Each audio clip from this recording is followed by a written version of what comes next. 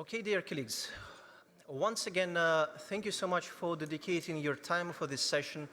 My name is Oleg Stoev. I'm the head of the Ministry of Economy's Mine Action Office, Ukraine.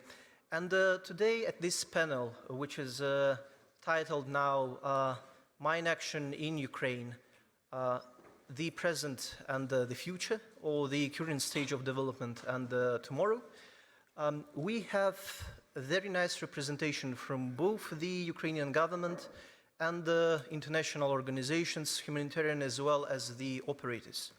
So from the left to right, you have Mr. Roman Konovalov of the Ministry of Defense, advisor to the Deputy Minister of Defense and the head of Mine Action Office for Ministry of Defense, Ukraine. You have Mrs. Evgenia Bodnya, who is lead for donor cooperation and innovative finance for the Mine Action Office for the Ministry of Economy. We have Mr. Kondor, Deputy Director for Center for Humanitarian Demining of Ukraine. We have Mr. Paul Heslop, who is the UNMAS Senior Advisor and also advisor to the coordinator of UN in Ukraine. We have Inka Himanen, the head of program for the WFP in Ukraine.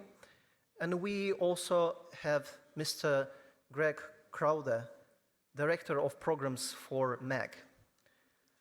The purpose of this panel should be, one, to familiarize you at the very highest level without going to the too technical details on the state of mine action development in Ukraine. The number of contamination, the number of victims, the basic progress. It would be presented by Mr. Roman Konovalov. We will have a presentation on the strategic development for Ukraine and the plans for the future from Mrs. Evgenia Bodnya.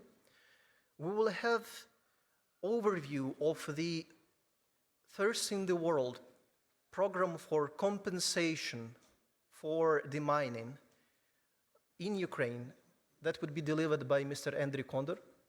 We'll have the overview of both the challenges and the opportunities from Mr. Heslop.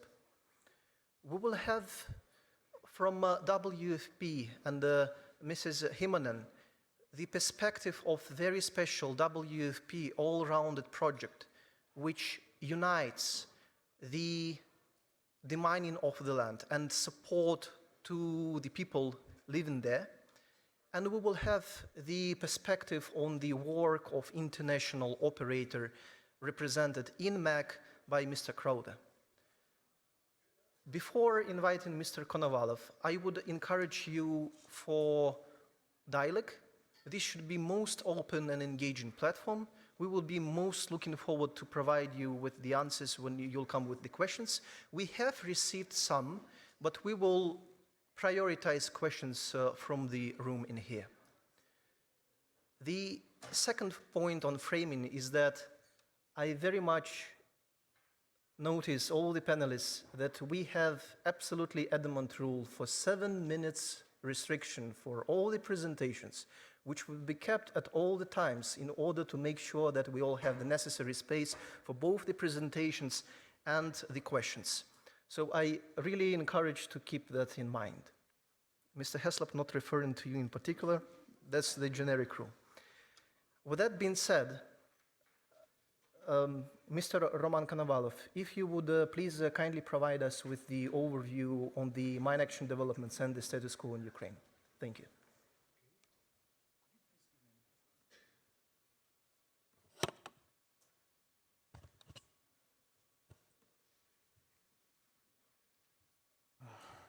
Hello everyone. Ladies and gentlemen, Mr. Oleg asked me to brief shortly. I will try to, but the information so many and would be quite difficult for me, but I will try to do my best. And I want to start from the number of a day of Russian invasion in Ukraine. And you have to understand that during these days, Russian troops used so many mines, shells, cluster ammunition, and it's estimated in millions, and while they cynically disregard the international humanitarian law, the rules and customs of warfare and international conventions. And at the beginning of the invasion, full-scale invasion in 2022, the estimated number of potentially contaminated areas set it as 174,000. And you see the number of accidents, incidents recorded by the national authorities. And you see the number of civilians who died and injured during this period. And unfortunately, this number grows up day by day. And first steps of humanitarian demining start in 2014, when it was first steps of hybrid invasion of Russian Federation in Ukraine, in Lugansk, in Donetsk, and Donetsk area. And since that time, the system was established, and it was many steps of modifications. And now we can show you a key result, what have been done, all the team who works, all the stakeholders who works together in Ukraine in a mine action.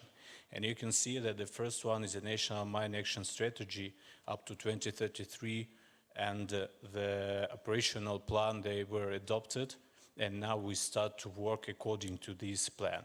It is number, I will not explain the names of these national standards, but they are all based on the UNMAS, and from the beginning till the land release standards now adopted. And now we are working for underwater demining, for using docks, etc. It was supported by the National Mine Action Authority creating of Information and Innovation Hub. And nowadays we are using a potential of the Center of Excellency of the Ministry of Defense to test the new innovative equipment and new innovative methods in humanitarian demining to make the process faster and more efficient. We established the Demining Coalition, and a lot of different international projects were launched since that time.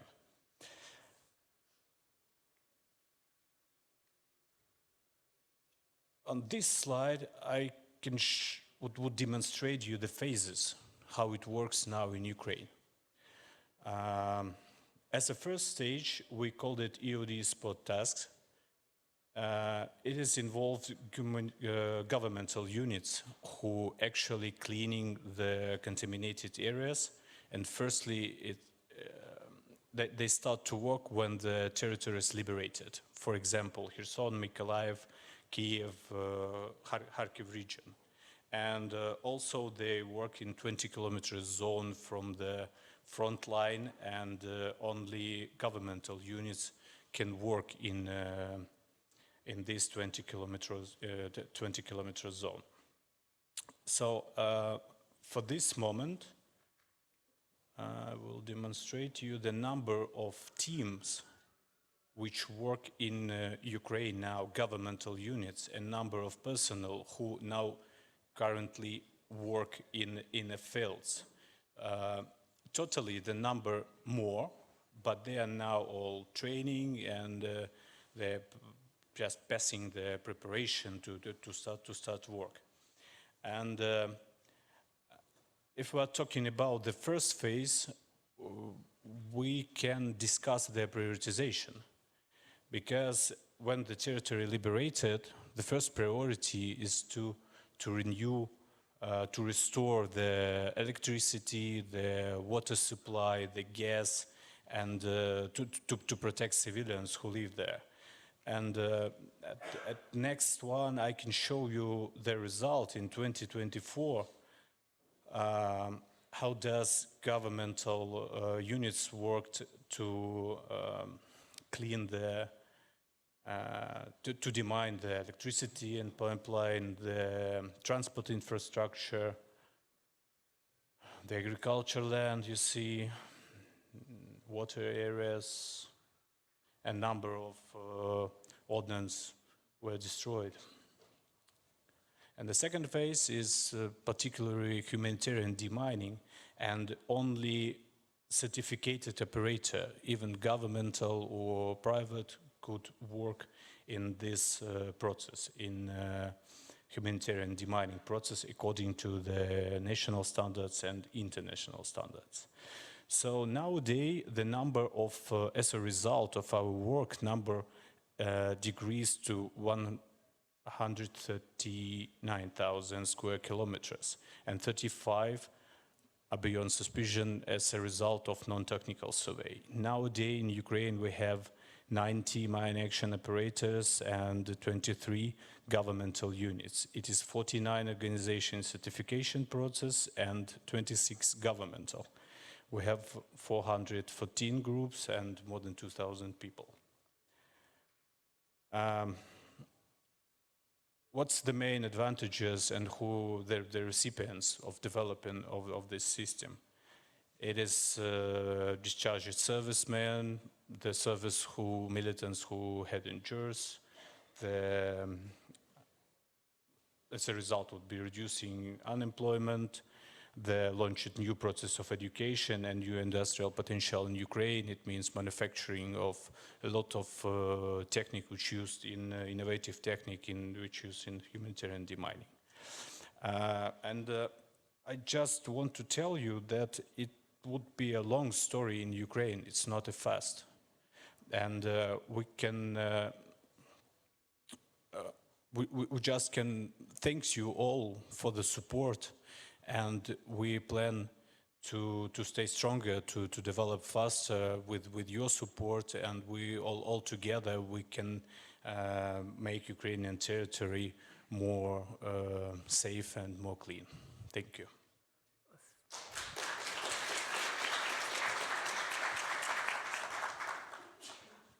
Thank you very much, Mr. Konovalov, for your presentations on the numbers of contamination and the progress in development of the resources, as well as the utmost work of the Ministry of Defense on the matter.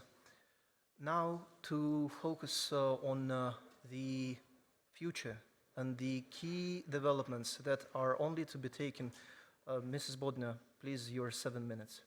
Thank you very much.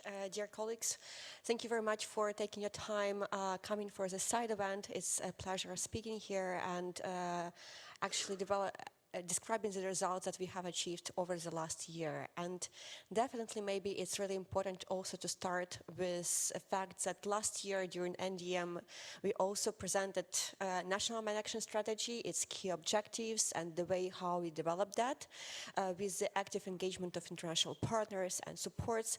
Today, we are glad to report that it's already adopted and the operational plan is also developed, and in the process of its adoptions for the next 3 years, we have a clear distribution of tasks, responsibilities, and the vision how we are implementing the strategic goals set for the next 10 years.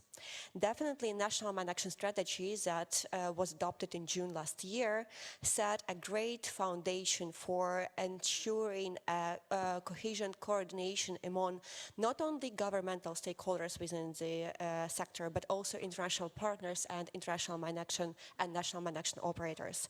So this is definitely a national ownership building in terms of how we engaged with all of the stakeholders.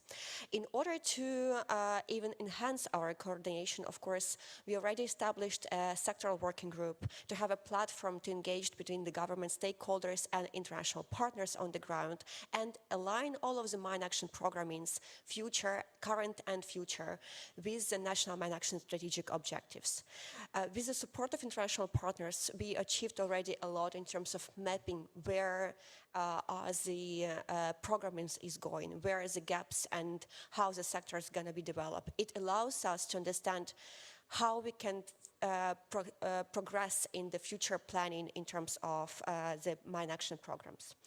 Of course, talking about what was already achieved and what are our next steps, it's definitely important to mention our key priority in terms of digital transformation and bringing digital solutions into mine action sector. And with that, it's also really important to refer to the last year NDM, where we only in theory presented a prioritization system working on making a clear criteria for deciding the priorities of which land should be mined in the first place. Using such criteria such as security, environmental, ecological, and social aspects, we are able now to test the pilot project in Kharkiv region with Palantir with the support of our UK colleagues, Switzerland and UNDP, to proceed this project forward. Therefore, our next steps for this year is to develop a national rollout and enable the system to be tested on the national rollout and then make it legally binding for the prioritization system overall. Digital solutions doesn't mean only a prioritization. It also means bringing all of the existing information management tools into one comprehensive information management digital system. It also means that we are creating a cross-sector, platform systems that will unite information from IMSMA, information from other data sources, information from our pilot automated prioritization system into a complex decision-making process that will be aligned and build our national ownership further. Of course, we are also keen on and also committed to develop innovative solutions in mine action. And here we also have already a progress since last year, establishing an innovative platform which will unite all of the stakeholders and information and data source in order to facilitate the implementation of innovative solutions, AI technologies into mine action operation capacities. Of course, our next priority is developing a sustainable and long-term funding support for mine action sector. Considering the scope of and the level of contamination Ukraine is facing, which is unprecedented, we do understand that the perspectives for a long-term supports from traditional resources might be limited and might be limited in a quite short term already. Therefore, we are really engaging with additional new partners to the sector. We are really keen to bring development actors and international financial institutions into developing more long-term, more sustainable solutions in financing. Therefore, we are really keen and really call on for you as well to engage on the front-loading initiatives that we are looking into develop with our partners by bringing more capacities and opportunities to the sector. That's being said, of course, and coming back again and finalizing with our priorities, we are definitely setting the light to develop the national capacities within Ukraine. We do have, and my colleague Andrei Kondra will share definitely more, but building the national capacities for mine action operators, but also for mine action producers and manufacturers in the sectors, providing opportunities for the sector to develop, to work on developing market opportunities on each of the supply chain for the sector. Therefore, we are really keen on showcasing our best scenarios, our innovative solutions as well to the sector, and facilitate the space for coordination. Saying that, I will finish my intervention. Thank you.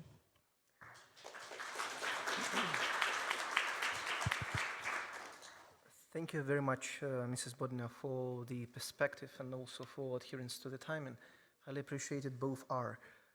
Mr. Kondor, please kindly brief us on what is the compensation, what is the GICHD, what is the future there? Thanks, Oleg. Too many topics. Probably I won't be able to deliver all of them, but nonetheless, dear colleagues, thank you. Glad to see you today, and let me speak a little bit about the one of the tools which we are using in Ukraine nowadays for a number of different objectives. For simplicity, we're calling it the compensation program. Actually, a lot of our partners which are present in this hall, they are already familiar with this instrument. However, I believe it might be very interesting and useful for mostly to those people who are visiting us from different countries, which might be not aware about this tool. So can I please ask the next slide? But before I jump into too much of detail, a few words about the Center for Humanitarian Demining. It's one of the institutions in Ukraine which is indicated in the mine action law in Ukraine.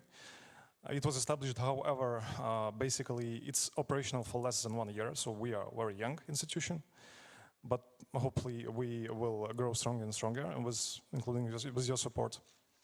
And this compensation program is one of the part of the mandate of the Center for Humanitarian Demining, which is basically, as of today, to complement, not to interfere, but to complement the existing architecture, which means in particular the work which is being done by the Ministry of Defense and other structures subordinated to the Ministry of Defense, the Ministry of Internal Affairs and all the other mine action actors which are already working in the sector.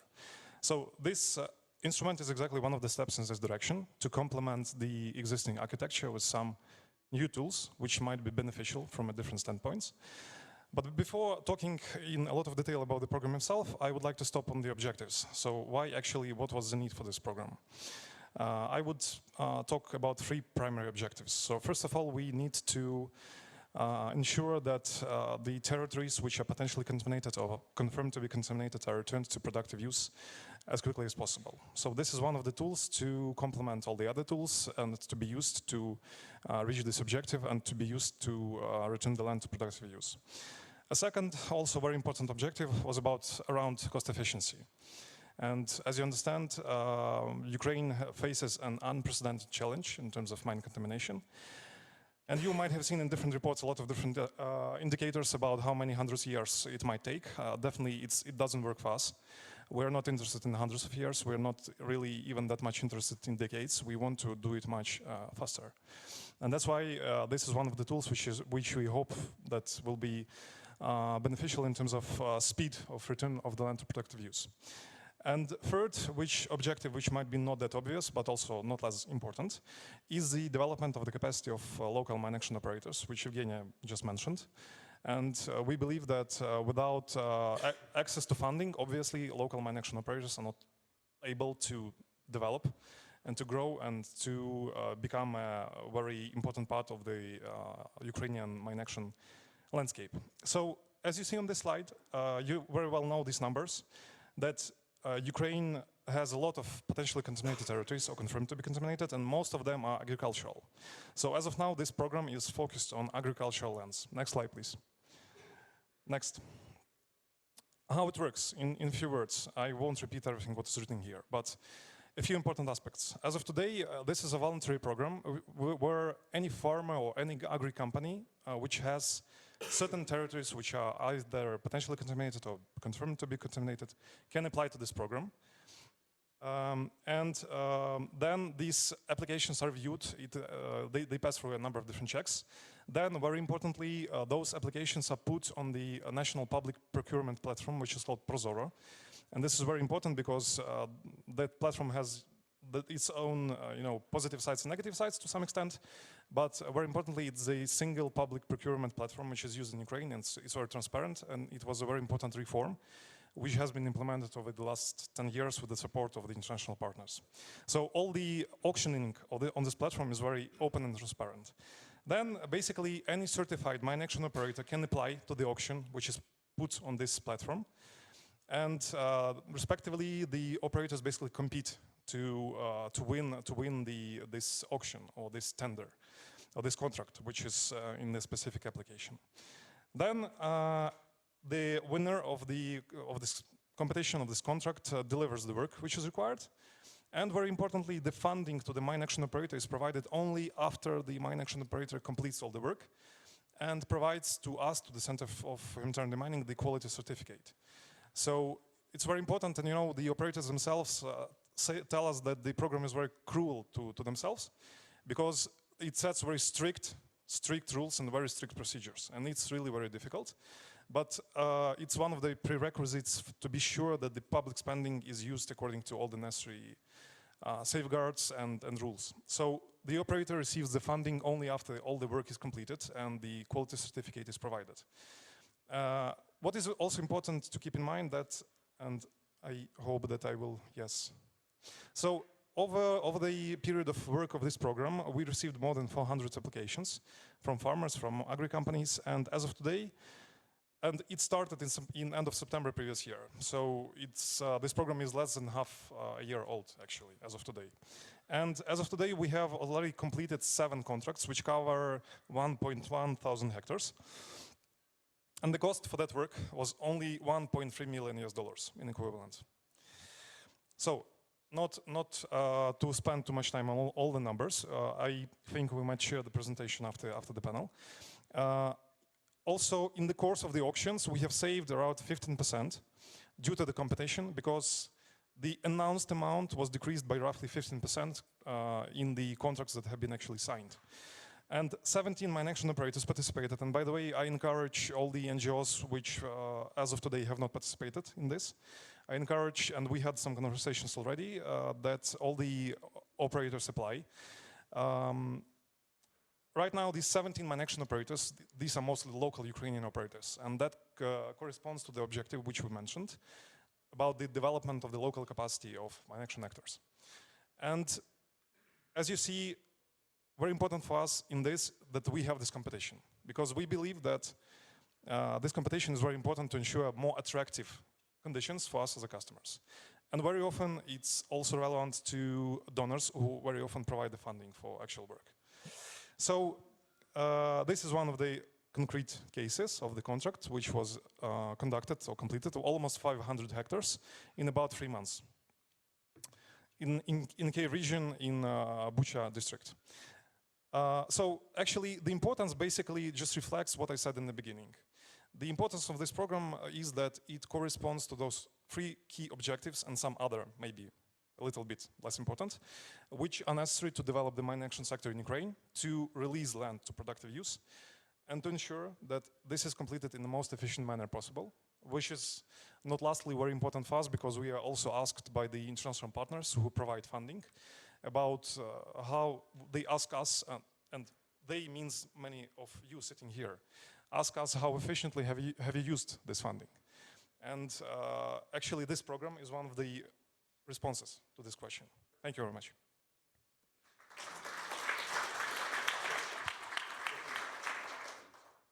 Thank you very much, dear sir, for presentation of the compensation program, which is indeed not only the way to build the resources when they are limited, but also the way to ensure the efficiency of the funding, which is our obligation before the donor community which is supporting us. Once again, thank you very much. And to present on both the shortcomings and the successes, to have an overview for the future and the vision for Ukraine, Mr. Heslop, 7 minutes for the 20 slides of yours. It won't be 20 slides. I'll go through. I'll just focus on 3. If anybody wants the presentation, see me afterwards, and I'll happily send it to you. So, what is demining in Ukraine? And an analogy I've used is, you've got 5 blind men or 5 blindfolded men touching an elephant. One thinks he's got a snake, one thinks he's got a rope, one thinks he's got a tree, one thinks he's got a wall. But in reality, it's an elephant. So what we need to do is take the blindfolds off and step back and understand what we're dealing with. And how do you deal with an elephant, or how do you eat an elephant? One bite at a time. So what I'm just trying to say here is, a lot of people, I think, talk about humanitarian demining in Ukraine, and in reality, there are a lot of types of demining in Ukraine that need to be done, and they are all, in a sense, equally important. On this, again, we need to be quick. One of the things that we're working on, and there's good buy-in from everybody, is how can we make, or how can we solve the problem in Ukraine in the most efficient way, in the most cost-effective way? And I think what we've seen, certainly since the 20th of January this year, is traditional grant funding is nowhere near as secure as perhaps we were used to. We're certainly going to have to look at innovative or new ways of financing, and almost certainly that's going to be debt. And do we want to be in a situation where we're creating unnecessary debt? And one of the real challenges in Ukraine that I think probably for everybody in the room to get their heads around, or everybody in the sector, is the scale of the problem in Ukraine. We're not used to having to deploy at this scale. And so something, a program in another country that might be a $10 million program is $100 million or $1 billion in Ukraine. So if we get the inefficient, if we create inefficiencies or we do not find the most effective way to the solution, the cost is hundreds of millions of dollars unnecessarily.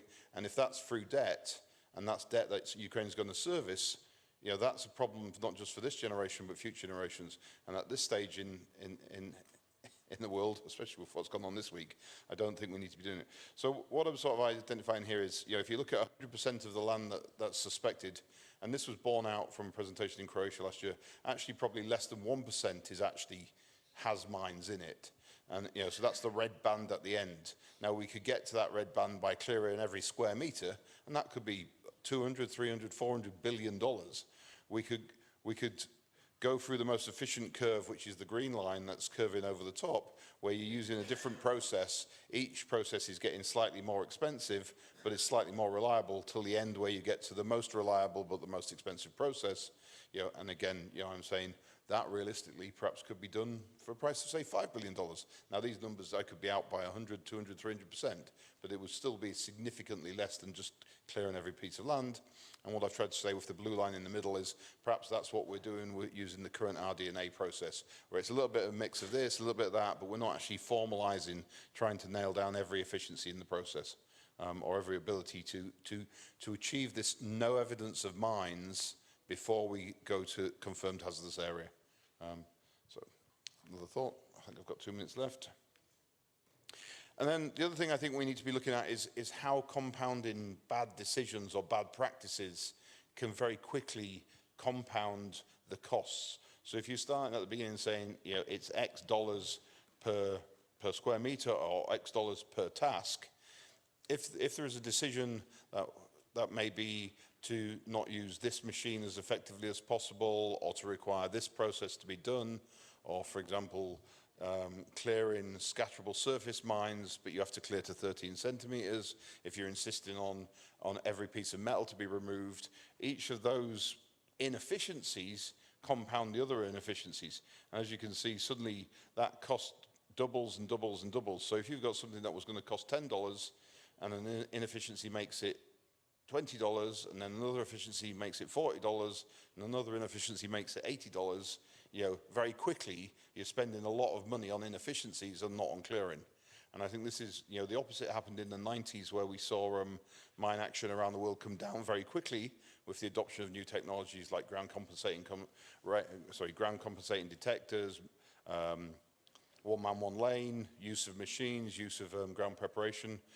There is a danger if we don't find this. The good thing, of course, is if you identify where these inefficiencies are, you very quickly bring the price down by removing those inefficiencies. Okay, I'll leave it at that. As I say, very happy to share these slides if you want them. Thank you. 5.5 minutes. Yes, actually 1.5 remaining. Thank you very much, Mr. Heslop, for both the deep, insightful, and at the same time precise and spacious presentation. Thank you very much.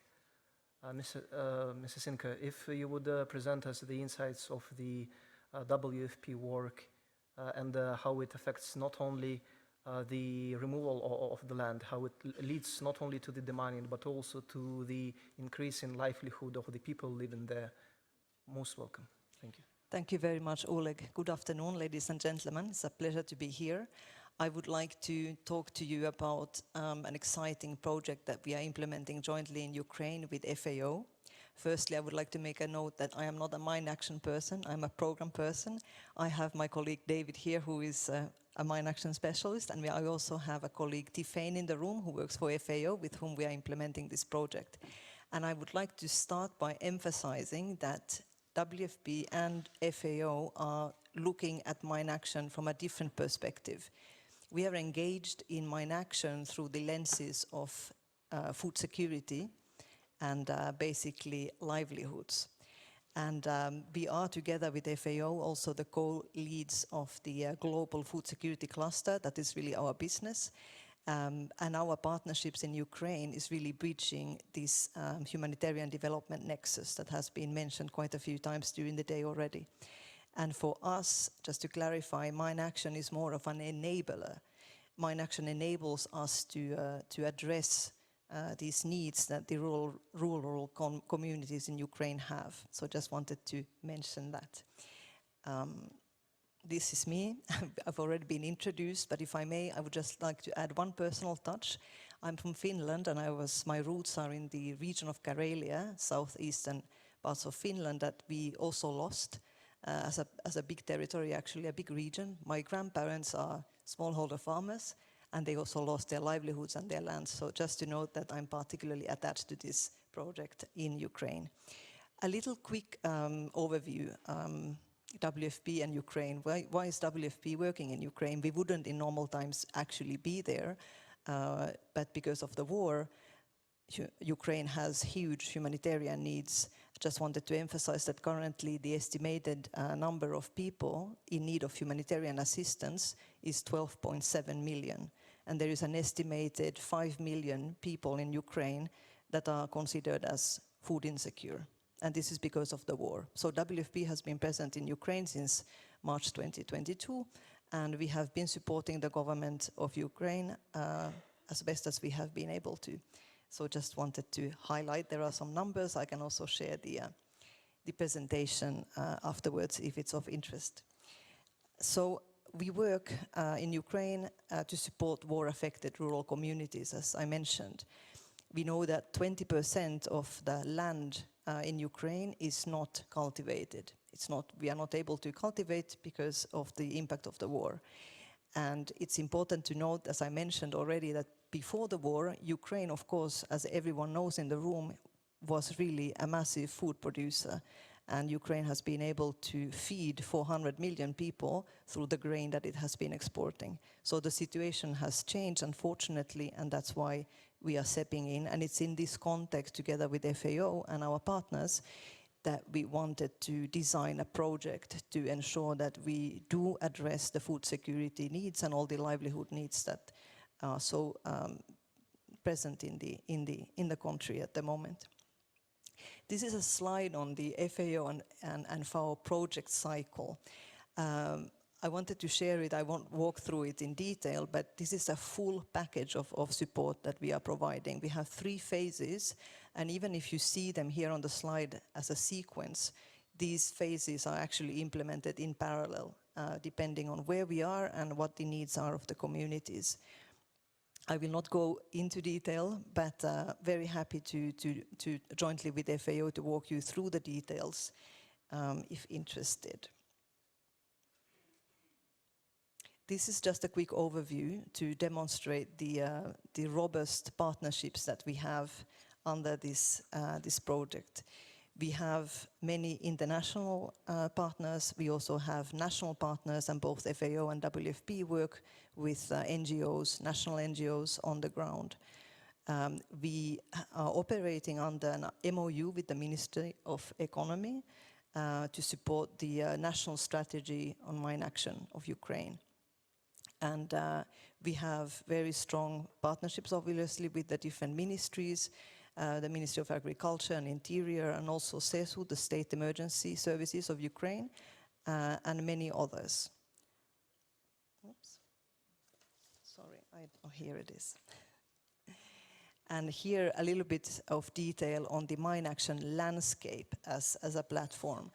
Basically, as I said earlier, we are working on livelihoods and food production, so we do actually provide non-mine action support to these communities and to households and farmers.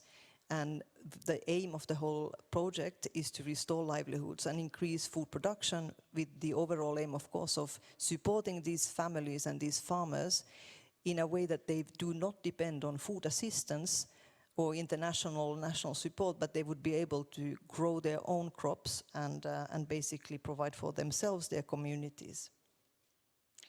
Here there are some quick project results. The project has been implemented since 2023. We have a new project document for the next 3 years.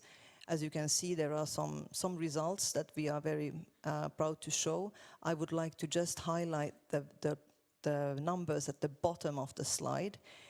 Basically, together with FAO, we have been providing up to now $5.4 million US dollars to support the agricultural production of over 5,000 families and over 400 farmers. And this represents 23,000 hectares that have been affected. Here there is a picture of a family who have benefited from our support. As you can see, they have been affected by the war, but they have been able, through the support that we provide, to be able to produce, to grow crops on their lands, and they have been able to sell these products on the markets in their communities. This is also something that is very important for us, is to support businesses, small-scale businesses, and ensure that when markets are operating, that they are able to sell some of the produce. I think I have gone over time. A quick slide on FAO, just to mention that they provide financial assistance and inputs, seeds and fertilizers, and then technical assistance, obviously, as well. And the protection mandate is also important, the right to farm. And these are also beneficiaries from the project that have benefited from the assistance. And I think I will leave it at that. I just wanted to mention one more thing, if you may allow me. Together with the CESU, we have designed also a leaflet, because as we have mentioned, risk awareness and education is very important. This is an image of WFP's, the settlements that we have been supporting on the front line, very close to the front line with our in-kind support, and we are including information, vital information that very vulnerable communities are receiving as they receive the emergency food assistance from WFP. And so the imagery is of course very important. Big thanks to all the donors on behalf of FAO and WFP. And I will leave it at that. Forgive me for going 1 minute overboard. Thank you so much. Thank you very much, Mrs. Himanen, for both the work that WFP, including the joint projects with FAO, provides for the people of Ukraine, and also for sharing your own personal story with which we in Ukraine highly relate, both in terms of the occupation and in terms of the farmland. Thank you very much. Now, with Mr. Crowler, I would most welcome the insights of the operator presented with Margin here on the work of Mine Advisory Group in Ukraine, both the successes and the challenges that the operators are facing in there. And please be as open as always. Welcome, sir.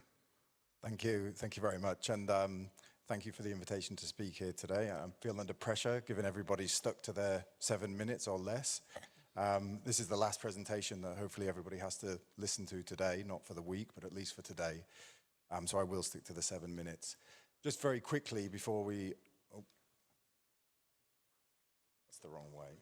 Yeah, that was quick. That's very quick indeed. Maybe I'll talk quickly about MAG. We started in Ukraine after the full-scale invasion. We were not there before. We have been able to establish a program there. We've relied on the patience of the Ukrainian authorities to do that, on the patience of our donors. It's been a challenge, but we've been able to get certification and accreditation for now 25 teams conducting clearance and community liaison survey. We also have a strong partnership with Apopo, who we subcontract to deliver technical survey dog teams, and a very strong relationship with the Ukrainian Demining Association, who we have 8 teams conducting clearance and survey under a variety of contracts. We have funding from the US, the UK, the German government. We're very grateful for that, from the EU, the UNDP, and others. And we have a strong partnership with WFP and the FAO, as Inka just mentioned, and with other organizations such as CESV. We're very proud that MAG's been able to join this sort of growing capacity, responding to, as someone has mentioned, an unprecedented situation and a range of critical needs.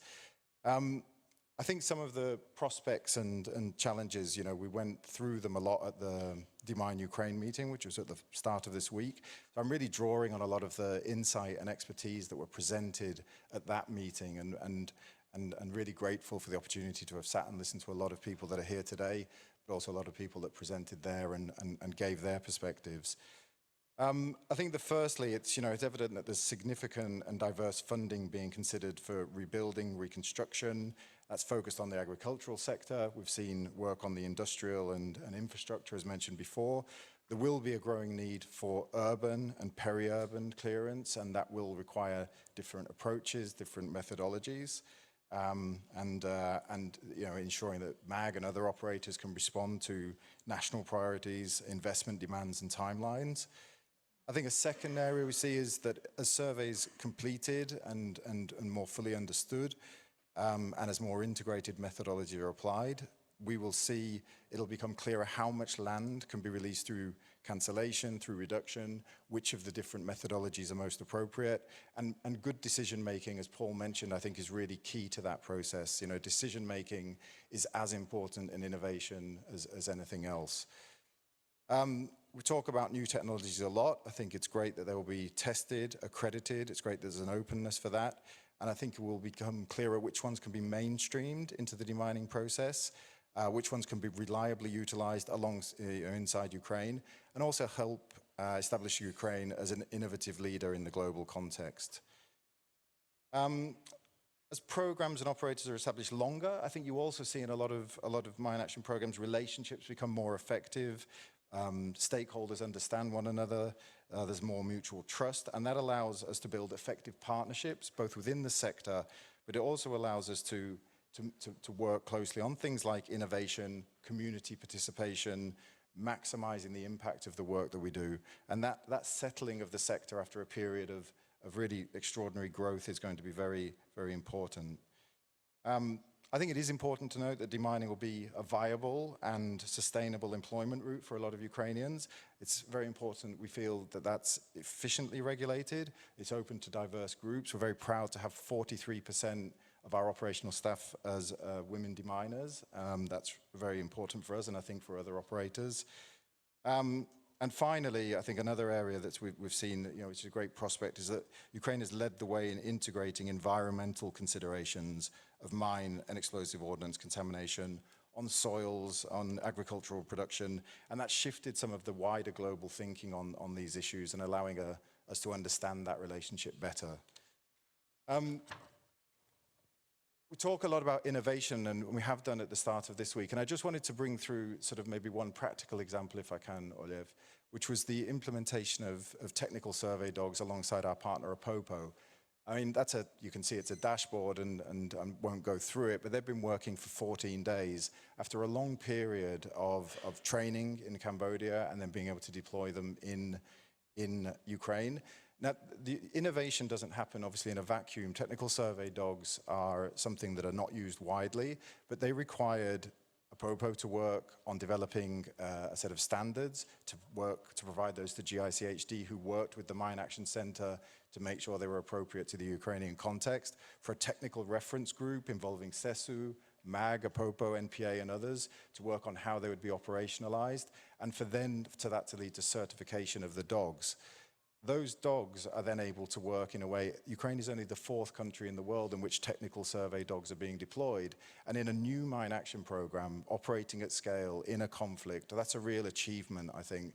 And we will have more technical survey dogs working in Ukraine than in any other country by the end of this year. I think that's a huge achievement. So a practical example of innovation, but it isn't just innovation, it's the context in which it happens with the support of the authorities and the cooperation of different actors. I have got a list of challenges, but I think we're on 7 minutes, so maybe we can leave those for another time. Perfect.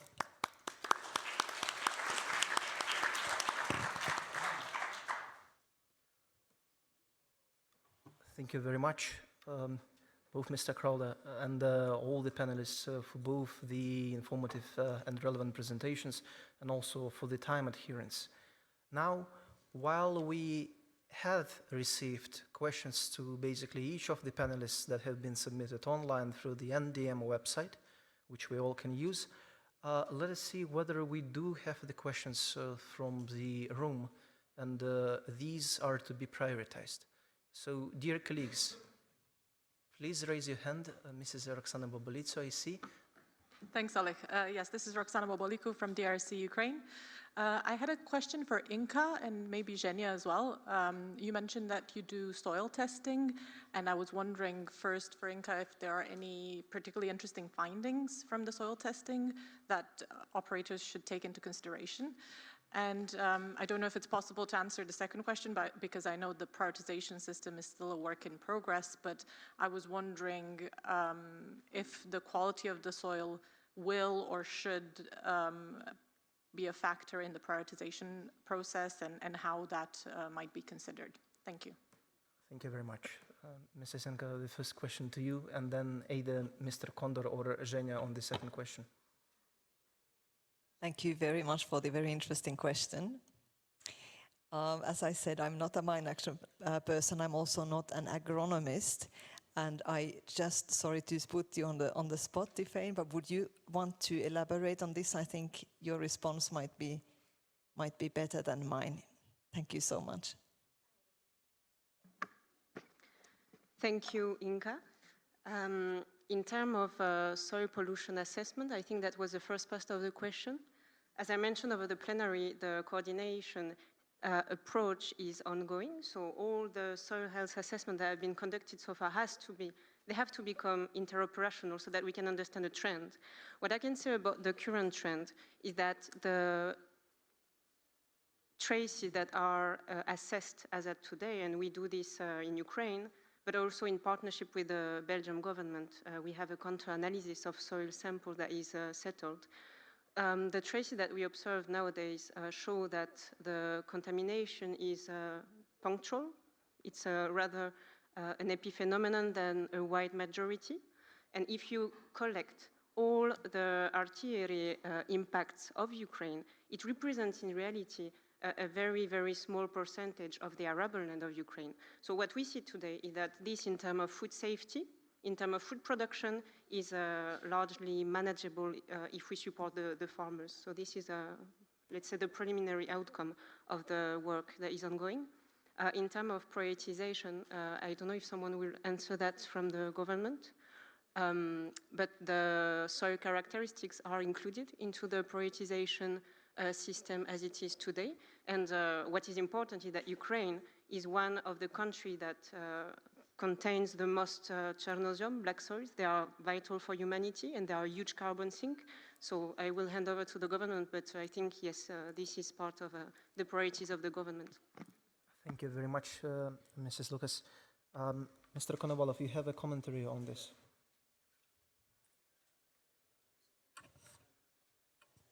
Thank you very much. And concerning the soil and the pollution of the soil by the heavy metals and some explosive materials, I would like to inform that nowadays, as a decision of the National Mine Action Authority, the Ministry of Agrarian Policy now developing the special mechanism who and how can do analysis of this soil.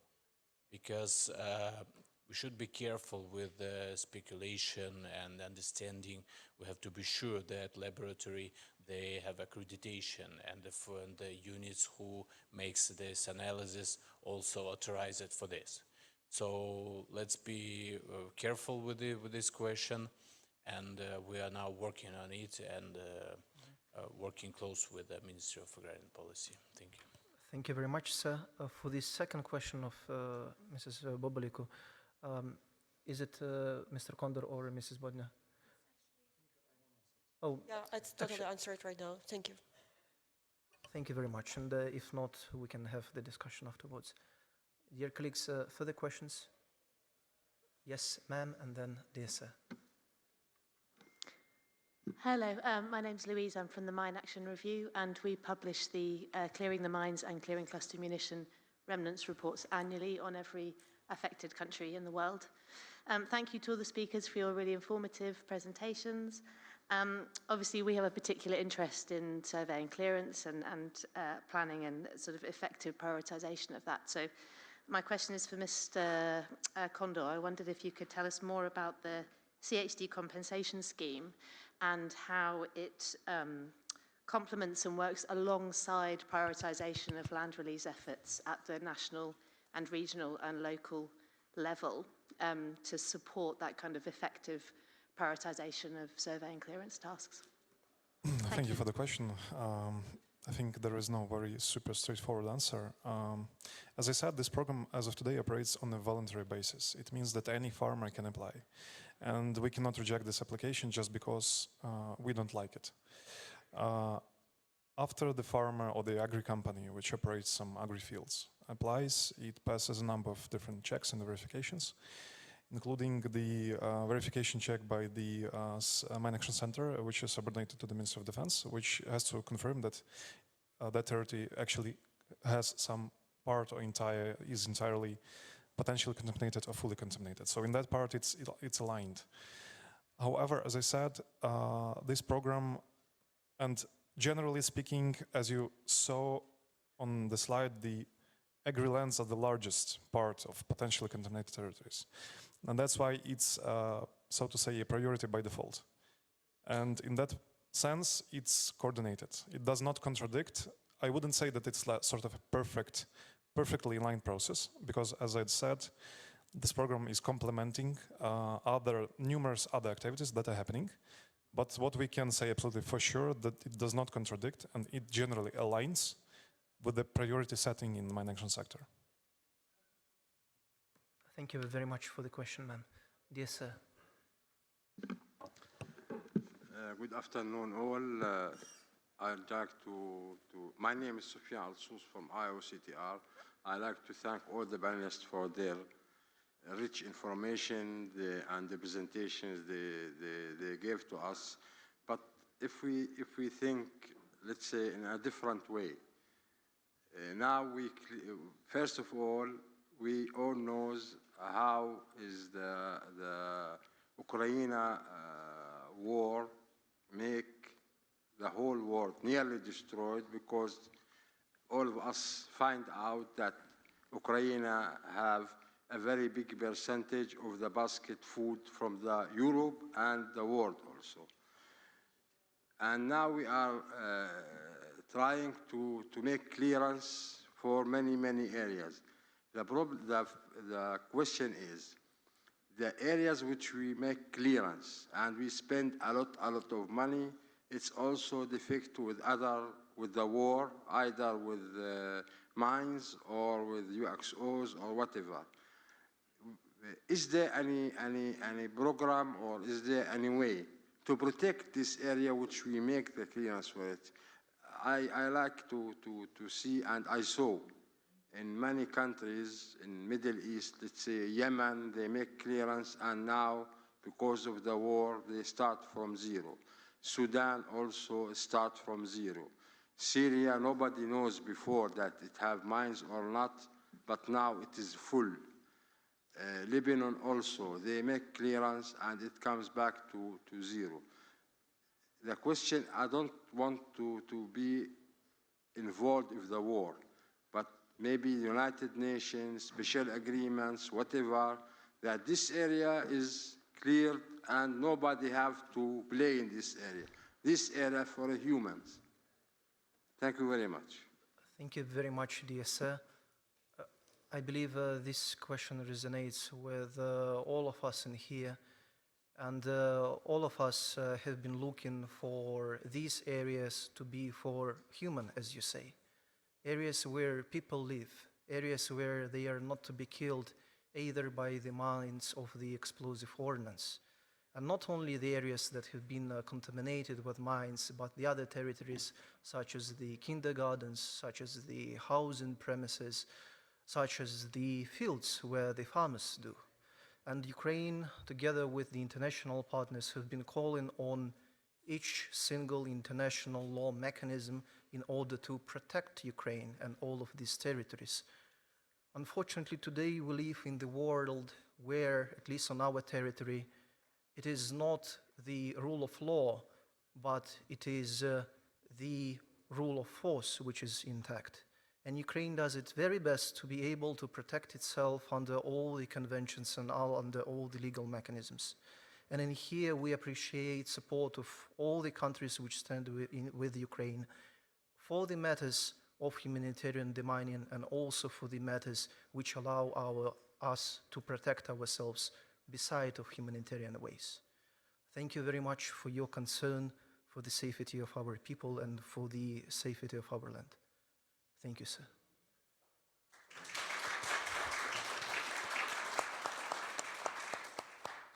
Dear colleagues, more questions, please.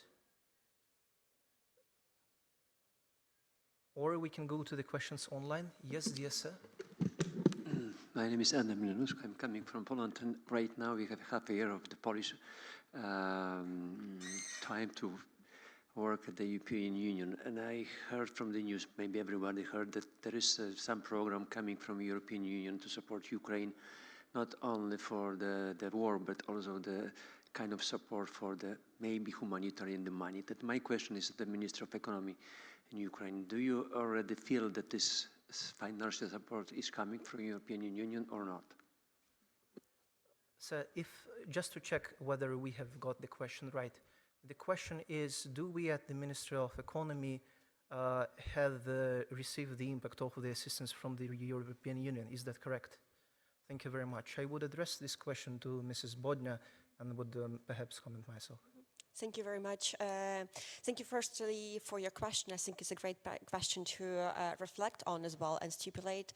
Indeed, Ukraine, since the full-scale invasion, but also beyond that, received not only supports for humanitarian demining only, but also on more extended support from European Union, which is actually one of the most important mechanisms right now for cooperation between European Union and Ukraine is Ukraine facility that was announced in 2023, which provides microfinancial assistance, basically support for social and economical aspects for population, but also provides a boost for providing guarantees for international investments to come into the reconstruction and reform sector.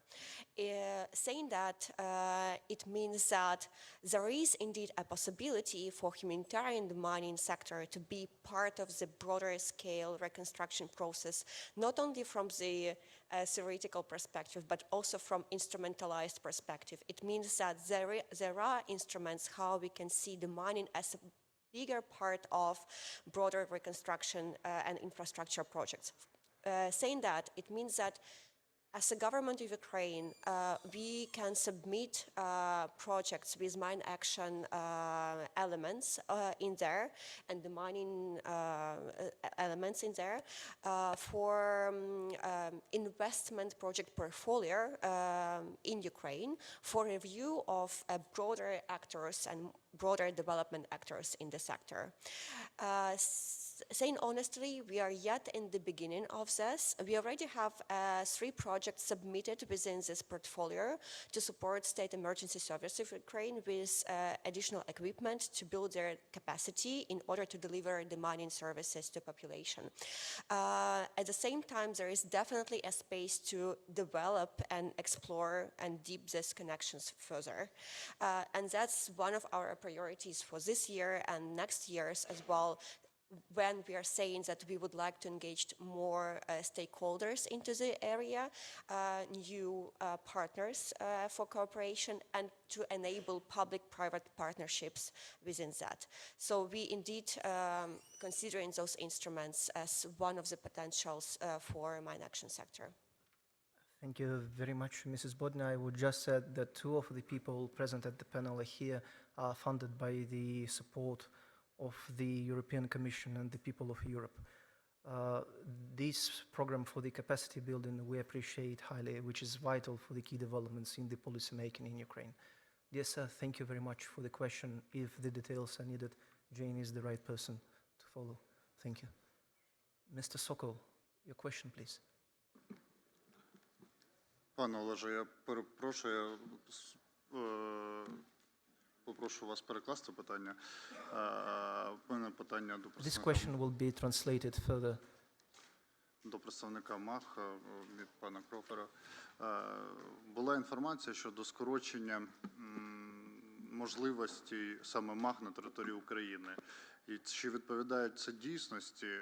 Якщо відповідає, то чи можливо не скорочувати ваші сили саме в Харківській області?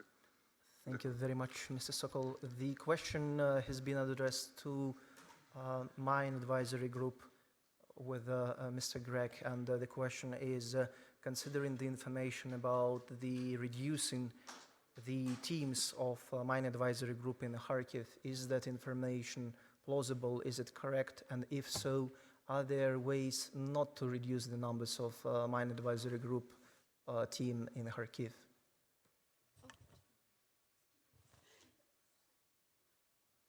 Yeah, thank you. And I think this relates to the situation that everybody's well aware about, the US government stop work order and the suspension of funding by the US government, not just in Ukraine, but globally, and not just for mine action, but for their entire foreign aid and assistance program. The Ukraine contract that we have, we're one of, I think, 4 operators that have a contract with the US State Department, was suspended along with every other contract. It was unsuspended and is still under review. That review process finishes on April the 20th, we hope. And we hope very much that the Ukraine program will be considered something that they want to continue. But in line with Ukrainian labor law, which is very comprehensive, it was necessary to start the process, and it's not possible to stop the process whilst we've undertaken that. We hope very much that in the next 12 days, 11 days, by the end of the review process, we'll have confirmation that the US government contract, which is, you know, a good proportion of MAG's funding in Ukraine, will be considered open and free to run for the rest of the period, and we'll be able to continue with the full capacity that we currently have. That's our hope. We want to be increasing capacity in Ukraine, not decreasing it. Thank you. Thank you very much, dear sir. We have 2 more minutes in respect of your evening time. That means 1 more question we do have a capacity for. We do have questions online, but if we have question in here, we would prioritize that. Which leads us to the question online that has been addressed to Mr. Heslop. Mr. Heslop, these are the 2 minutes initially promised. The question has been, there is an information that the quality management resources in Ukraine are rather limited. Do you have any plans for providing the government assistance in building those resources? And if so, what is the modality that you're looking for? Yeah, thanks, Oleg. Yeah, I mean, I think as we're all aware, you know, the mine action capacity in Ukraine in 2020 was significantly smaller now because it was dealing with a small problem. What we've seen in the last 3 years is a massive expansion in capacity within the government entities, you know, within CESU and SSTS, certainly across the demining NGOs, and we've gone from a handful of organizations that are accredited to 90. As somebody who's been involved in running large programs around the world, I think the ratio of operations and operators to QA has become very skewed. I think so. There's two aspects to this. One is I think we need to invest in human capital, and we need to increase the skills and knowledge of people in the sector. I think we also need to be looking at, I think, as you know, Colonel Barragulia highlighted a couple of days ago, the need to bring veterans, war-affected, war widows, amputees, and more women into the sector. So, you know, how do we invest in that? And I certainly think, you know, we're looking at doing a project with UN Women to bring more women into the sector and to address some of the gender stereotypes. But the actual need for the knowledge of how to use, well, I would say we've got quality assurance, quality control, and part of an overall quality management system. Has invested in the quality control side of things, particularly in the accreditation, and you know, we've seen vast improvements in the last 2 years in how accreditation has been done, and the final clearance process of you know, signing off for the land release documents. But I think the international norm is to have continuous QA where teams are visiting, checking what's going on, both in terms of internal and external QA. That, at the moment, I think is weak, and we've been engaging with the donors this week and last week actually in Croatia. And I think there's real interest in investing in Ukrainian capacity to do that. So certainly as the United Nations, and it's a project that UNDP have been looking at for the last couple of years. So I'm looking forward to working with UNDP on this and the various national entities, including HDC, NMAC, NMAA, to try and build a more responsive, more appropriate feedback loop, which ensures better quality assurance. And I think when you go out onto the site, you see the different minefields. You know, the talking to operators who are fully committed, technical knowledge, they just don't have a huge amount of experience yet, and we need to build that in both quality assurance, quality control, and then operations. I think that will then lead on to better decision making and a more effective use. Thank you very much, dear sir. With that being said, dear colleagues, these are the people from the very different parts of the Mine Action Center in Ukraine, of both the government developing the policies and also leading the implementation of them, coordinating that implementation, developing the private sector and the ways to increase the efficiency of the field, channeling the international support and ensuring the efficiency of the international agencies, providing assistance not only through the clearance of the land, but through the overall livelihood support to the people living there and the operators who can share with you not only the successes, but also the shortcomings.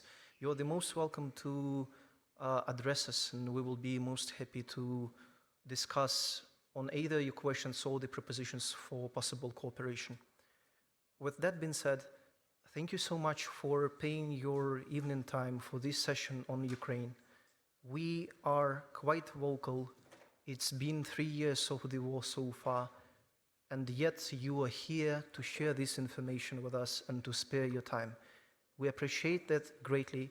Thank you very much. We are not taking any other second tonight. Thank you.